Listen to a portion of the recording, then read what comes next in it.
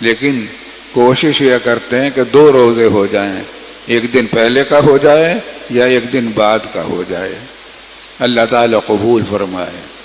اور اس روزے کی فضیلت بہت ہے۔ رسول اللہ صلی اللہ علیہ وسلم نے فرمایا کہ رمضان کے بعد سب سے افضل روزے شہر اللہ المحرم کے ہیں، عاشورہ کے ہیں، سب سے اہم روزے، سب سے افضل روزے عاشورہ کے ہیں۔ 10ویں تاریخ کو عاشورہ کہتے ہیں۔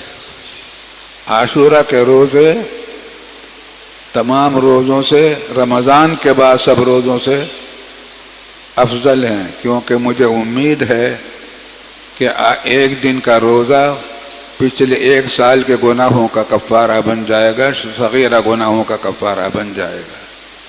اس واسطے روزہ رکھا کرو۔ اب روزے فرض تو نہیں رہے اس دن کے، ان 2 دنوں کے، لیکن مستحب ہے، اور ثواب اتنا ہے کہ پچھلے 1 سال کے گناہوں کا کفارہ انشاءاللہ ہو جائے گا۔